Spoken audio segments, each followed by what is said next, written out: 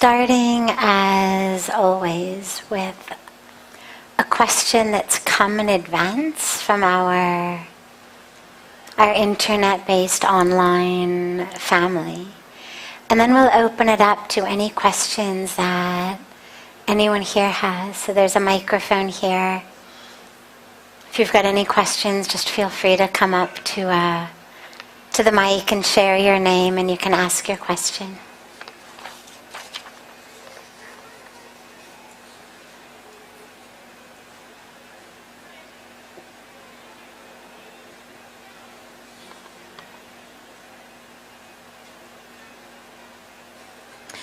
I have been in a cycle of getting easily bored in my jobs. I find something new to learn, then I become bored again. As a result, I question if I can do anything in life. How do I settle this? This is asked by Samadhan. Great name. For those of you who don't speak Hindi, Samadhan means like the solution, the answer. So it's a beautiful name for someone asking the question. Boredom. Boredom is a really interesting thing because it actually has very little to do with what's happening outside and all to do with what's happening on the inside. Imagine you've just fallen in love, or you're seeing your loved one or your best friend for the first time in a long time. You sit together on the couch, you're so happy to see each other. And you just sit on the couch. You know, maybe you'll talk a little bit about what you've been doing, but mostly you're just so happy to be together. You're not doing anything. You're just sitting on the couch. Just sitting there. And it's ecstatic. You're exuberant. You are so happy to just be sitting there together. It would never occur to you in a million years, Chalo, let's turn on the TV and see if there's anything to watch. It's like, no, I want to be together. I don't want to see the TV. I want to just be with you. Now, from an objective standpoint, there's nothing going on. You're not doing anything. You're not entertained. You're not engaged. You're not challenged. You're not enticed or compelled, or nothing is there. But you're very happy. You would never say, oh my God, it was so boring to just sit on that couch with my loved one. Because inside, you are connected to the moment. Now, in those cases, it's because you are connected to the person sitting next to you. But it also happens, sit on a beach and you watch the waves. Now, one way of watching the waves or watching the sunset or watching the stars in the night, one way is, you're bored, nothing to do, I'm just watching the waves. But what that means is your eyes are not really open. Because if your eyes are actually open, and you're really present in that moment, watching a sunset, watching the waves, watching the stars in the sky, it's the most incredible experience that connects you to all of creation. People have the most extraordinary spiritual awakening experiences, epiphanies, creative breakthroughs in poetry and writing and songwriting and art. Walking along the beach, looking at the waves, watching the stars in the sky. So if you're bored, what it means is you are not engaged in the moment. And interestingly, it's going to sound counterintuitive, but interestingly, boredom means you're so stuck in your own thoughts that you're not able to be engaged in the moment. If I'm walking along the beach, But I'm thinking about, oh my God, that person who did something that really annoyed me, this person who ignored me or was rude to me, and your mind is full of nonsense, you'll actually get bored very quickly. Because what you're thinking about is boring. I mean, really, all the ways you've been wronged by random people, it's probably the most boring subject on earth. But it's what most of us try to fill most of our brains with. How this person has cheated us, how this person has been mean to us, how this person doesn't respect us. It's boring. So if that's all that's going on, and you're not able to engage with actually the moment where you are, you're going to get bored. For how long can you tell yourself the same stories?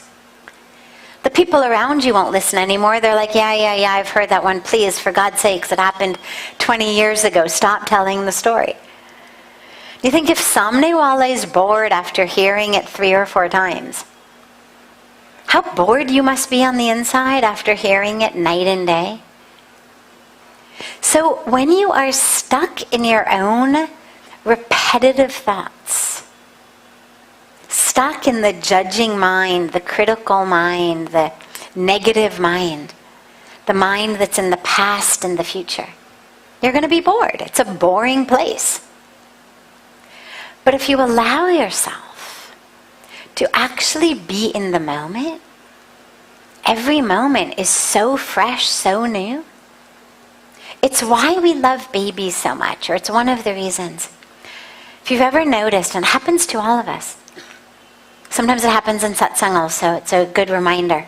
Every once in a while we'll have a little kid, somebody will bring their kid into satsang, and the kid, it just happened last week, kid is this big, roaming around or looking at things, not doing anything actually interesting. Child is not singing or dancing or having a temper tantrum, but they're literally just kind of wandering around, investigating a blade of grass or a leaf on a plant, or the grass in the tiles or their own toes. And all of the heads, everybody is with the kid. It happens in Arati sometimes. There'll be a cute little kid. Everybody, why? Why are we so drawn? Because there is a yearning within us to see the world again through the eyes of the child. And by following the child around, by engaging with the child, holding its hand, playing with it, there's a way in which, for a brief period of time, we are able to vicariously, through that child, find the joy in life again. You've got a little kid and you're like, yeah, look, it's a piece of grass. Isn't that great? Now, could you imagine if you didn't have a kid on the end of your pinky getting all excited about a blade of grass? Of course not. Could you imagine saying to your husband or wife or your friend, oh, look, it's a blade of grass? You'd never do it. You'd feel like a fool. They would laugh at you. But with a kid, we all have the opportunity to again get excited about the world. Right? I mean, we play peekaboo. Suddenly we're excited about our own faces. Like, oh, look. Now, what are we doing that's so exciting to us? We don't even know the kid. What's exciting is we are again re-engaging with life. We were standing in the checkout line at a grocery store, flipping through a magazine, looking for something interesting while we wait for the checkout clerk to come to our groceries. Then suddenly there's a little kid who comes in with their mom or dad in back of us. Instead of the boring magazine, I can play with the kid. Well, from an objective level, the magazine's much more interesting. It'll tell you what's happening politically. It'll give you all the gossip you want to know about every film star or politician or royal member of the family. I mean, whatever it is that interests or excites you, The magazine will tell you everything. The kid's just a little baby. But we always will play with the baby because it gives us an opportunity to actually engage with life. So boredom comes when you are not engaged with life. In your work, if the work itself is not something that is challenging to you, find a different way to be engaged. Lots of people have very meaningful lives with work that is not in and of itself engaging.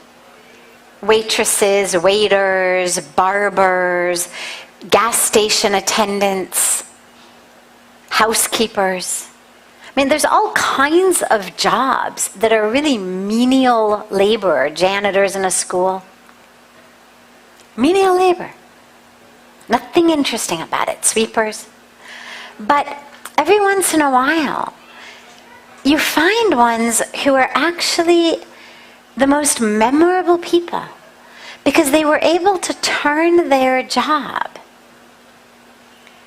into something that allowed them to engage with life. They connected with every person who came through the gas station, every person they waited on in the restaurant, rather than thinking of it as just table 9. Oh, is this your first date? Oh, have you just met? Oh, is it an anniversary? Oh, is it your birthday? Oh, where are you from? Are you visiting from out of town? Oh, you like French fries? Yeah, so do I like French fries also. Just minute by minute, moment by moment, opportunities to connect. That's what removes boredom from our life. And ultimately, ideally, the core connection is one with God. Go through your life chanting your mantra, seeing the divine wherever you look. But along the way, if you can connect with other humans, if you can connect with Mother Nature, it'll bring you into that exuberance of every minute of life. So then you don't need your job to keep you entertained. You don't need your family members to keep you entertained. Life itself is exuberant. The fact that you have a job is a blessing. The fact that you have family members is a blessing. Suddenly it's not their job to free you from boredom.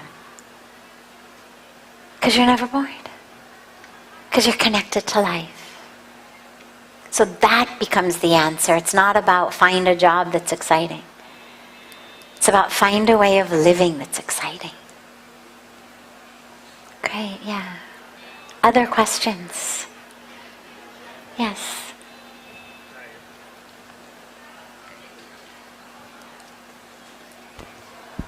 Hello. Yeah.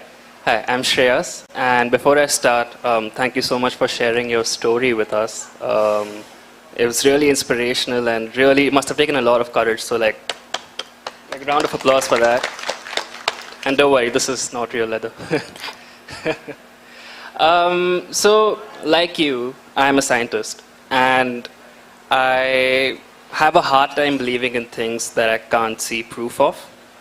But when I was really young, I visited Bodh Gaya, and from that moment, I've known that there's a way to connect with the world that is beyond our senses. 2 days ago, you spoke about there being a higher self and how you should let it have the steering wheel. What is this higher self, and how do I realize him for myself? Like, how do I... I'm okay with proof that I can see through meditation, but like, what exactly do I need to do? And right. Also, when you spoke about, sorry, it's a loaded one. That's okay. When you spoke about letting him, her, whatever, take the wheel, what does that mean? Like, should I stop thinking and acting, or like doing everything through intuition, or should I, like, am I missing the point here? Sure, great questions. Okay. So your higher self. We actually have more than one higher self. It's a bit of a gradient. So if I'm living in a way that is really unconscious, I'm living just about pleasure and money and to-do lists and desires and lust and greed and all of that. From there, a higher self becomes a conscious self. A self who's compassionate, who's living according to Dharma. Right? That's higher than the base level of, what you can think of as kind of our animal existence. The animals in human form. But that we're basically living the same way that animals live. We are taking care of our physical needs. We're fulfilling our desires. And we are looking to become the kind of metaphoric alpha male, whatever that may mean in our particular society, whether it's about money or followers on Instagram or size of your house, whatever alpha male means in my context. That's what I'm looking to become. That's our animal self. That's what animals do. They feed themselves, they procreate, they want to be the alpha because then they have the opportunity to procreate more. They fight those who threaten them. And then we start to contact our human self. That's where Dharma comes in. I'm able to say, yeah, I would like to steal that person's car because it's nicer than my car, but hey, that's actually wrong. The action of stealing is wrong, and even the mindset that covets is a very lower mindset. And so I start focusing under this shade of Dharma, I start focusing on a higher aspect of self. Can I live more compassionately? Can I live with buddhi, with shuddhi? And I start watching my thoughts. So that's higher. But we can keep going higher. And when I speak about your higher self, that kind of capital H higher self, what I mean is that aspect of you that is full and pure consciousness. See, everything that happens in the world is changing. I see something I like, I am happy. I see something I don't like, I am sad or I am angry.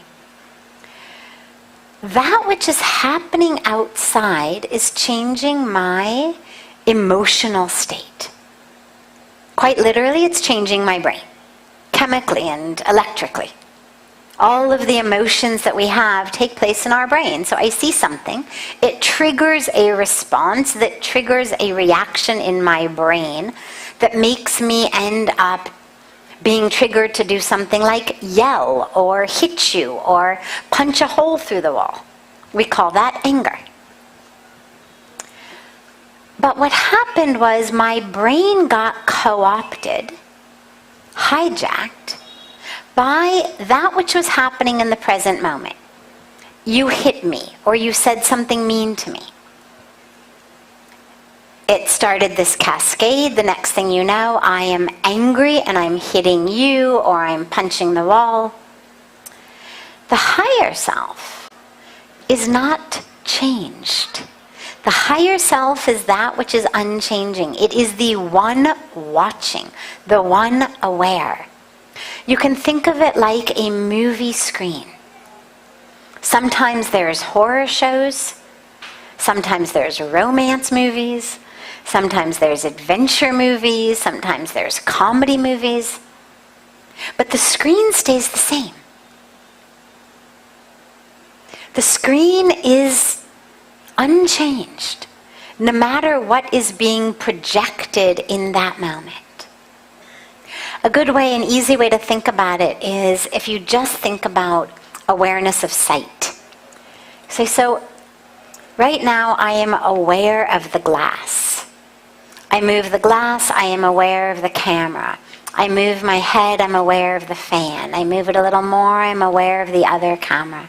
Can move it here and there and be aware of all of you. I I can look up and be aware of the trees.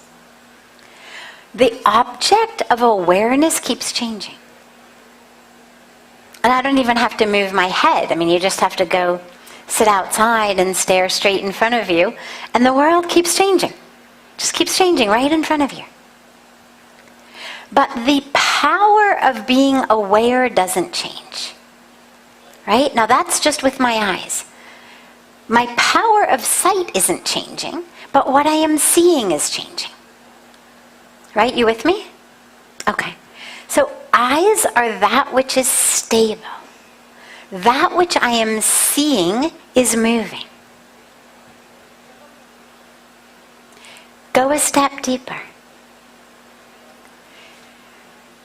The brain is stable.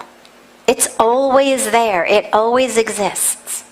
The chemistry and electricity that is taking place in the brain is constantly changing. Right? Higher self implies you are the one that is unchanging. The lower self is constantly changing. Now I'm angry, now I'm happy, now I'm upset, now I'm this, now I'm that. Oh, you did what I want, I like you. You didn't do what I want, I don't like you. The power of awareness is that which doesn't change. Higher self is anchoring in that power of awareness. And so it's literally a practice of just being aware. Now there is an experience of rapid heartbeat. There's an experience of heat in the body. There's an experience of stories being shown on the screen of my brain of all the ways people have injured me. We can call this experience anger. I am the one who's aware of it. I'm noticing it. It's like you're walking on the beach or you're watching the waves, and you can say, big wave, small wave, rough ocean, calm ocean. You're just the one watching it. What most of us do is we literally jump in and we get thrown around by the waves. That's lower self. Higher self is, I'm aware. I'm fully present, I'm fully here. I'm not disconnected, disengaged. But I'm just that power of pure awareness. That's the higher self that we speak about. Now, when you're in that state, you have access to, you use the word intuition. So when we speak about giving the steering wheel to the divine, to the higher self, what it means is the fully conscious self. The self that is not driven by ego, by anger, by fear, by desire, by reaction, by making the neighbors happy, by what somebody you follow on social media has posted today. But that you are driving the car of your life by that power of pure awareness that, by the way, sees not only everything outside, but sees the inner world as well. Meaning, it sees you in your human incarnation, your dharma. It knows.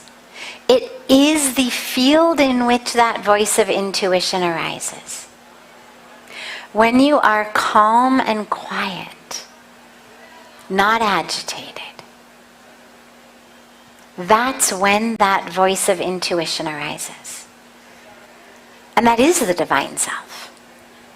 Because the higher self is also the one that is aware, I am divine. I'm not these constantly changing feeling states. I am soul. I am spirit.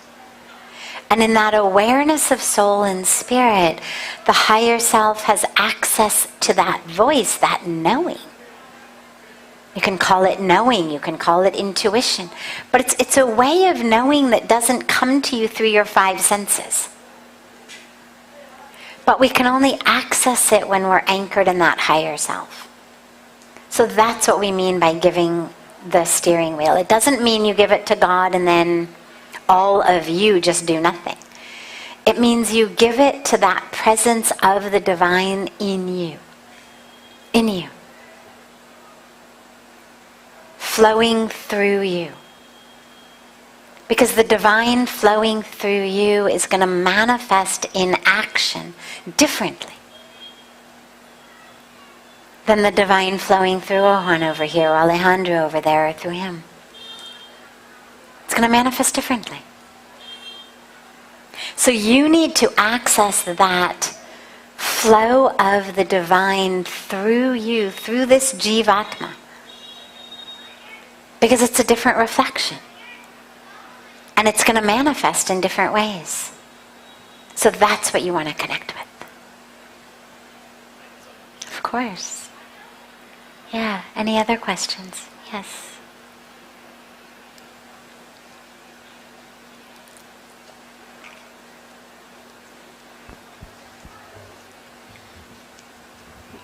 Hi, my name is Pooja and I am here for the Ganga Yoga retreat which is going on. Beautiful. Yeah, it's just been one day here and already mind is calm, body is relaxed, doing a lot of yoga. I want to know when we go back and start our corporate lives, our daily routine, what do you think we can continue doing? Because we lose track of time or we don't get time, we get busy with our lives. Because of the aura here, the energy, the power, it's effortless. You don't have to put in a lot of effort. It just flows in you. But when we go back, consciously, what can people like me and everybody here do to maintain this aura, even to what 5% of we have here? Beautiful. So this, as you can imagine, is the evergreen question. Comes up all the time when people come. And the answer is actually really, it's quite simple. It's in two parts. One part is while you're here what you have to do, and then one part is what you have to do when you go back. While you're here, you have to let yourself really be changed. If everything you experience here is just ooperd, even if it's nice and peaceful and calm, peace and calm can also be on a superficial level. People feel really calm and happy when they go out and get drunk with their friends. Right? Now, most of us would not consider that a very wise or deep or meaningful way to experience peace and calm. It's quite shallow. But the point is that that experience can arise. Sitting on a couch completely zoning out while you binge watch some series, you're quite calm. In fact, do you know that you burn fewer calories watching TV than you do sleeping? It's one of my favorite statistics in the world, because calories, of course, are a product of how much work the body is doing, right? You're running, you're exercising, you're burning a lot of calories. But even sitting still, your brain is working, your digestion is working, the circulatory system is working, everything is working. You're still burning calories. Sleep, to most of us, is kind of the time of day in which you are least active, right? By definition. Sleep is the time we are least active. We should burn the fewest calories sleeping. But you actually burn fewer calories watching TV than you do sleeping. Meaning your brain, because the body is still there, body is holding you up, but your brain has become so numb that it actually stops burning calories. Now, I mention this because that can be very relaxing for people. But it's a very superficial level of relaxation. It doesn't last. The minute you stand up from the TV, that relaxation is over. So the first step is you really want to make sure while you're here that the relaxation and the peace is not just because you're away from the office. That it's not just because you're away from household chores. That it's not just because you're in, a beautiful external environment. You want to make sure it goes deep. So in the yoga, in the meditation, in the ceremonies, allow it to really go deep. If you allow yourself to be really changed, that change will stay with you, regardless of where you go. Because it's you. It's you who have been changed. So hold on to that. The second piece is when you plan to go back, and when you go back, which means you've got to very actively and consciously plan your life, your day, your week, your month, of when are you going to have time for your spiritual practice? When are you going to connect with a sangha? When are you going to go to yoga? When are you going to meditate? When are you going to gather together in satsang? What are you going to do? What are you going to fill your days and your weeks with, other than just work, or the same things that you used to do? Because if you go back and you do exactly what you used to do, you're going to feel exactly like you used to feel. So plan it in advance. How are you going to change how you spend your day? Now, you still have to go to work, but you've got a lot of free time before and after. How are you going to spend that? If you spend it just scrolling on social media, you're going to feel disconnected. You're going to feel frustrated. You're going to feel stressed. You're going to feel all of those things. But if you spend it meditating, doing yoga, chanting, watching satsang, making food for homeless poor people that you go out and give to them, doing something that's meaningful, it'll change you. But you got to plan it in advance. If you wait for time to arise, it'll never happen. Second thing is, set reminders during your day. Let the alarm on your phone, use it for something good. Let it keep going off once an hour, once every 30 minutes. Just to remind you. Take a moment, take 30 seconds, take 1 minute, and just go in. Just reconnect. It'll keep you anchored all day. You start the morning with your meditation, you end the day with your meditation. But this will keep you anchored to that through the day. Share as much as you can. Talk to people as much as you can about when you were here, what you felt, what you experienced. Find other spiritual people who you can connect with. Have dinners with them, lunches with them, talk to them, so that you can keep sharing spiritual experiences. That's the meaning of the word sangha, this community. So find that. You're very fortunate to live in India where this exists. Wherever you want to find it, it's here. So many people come from all over the world where those communities they don't exist so much, and people have to find communities online. But here in India, pretty much wherever you are, there's so many different spiritual groups. Yoga groups, meditation groups, kirtan groups, Bhagavad Gita study groups, whatever it may be. Join some. Connect with people. Find a good core sangha. And then keep coming back. Keep charging your batteries.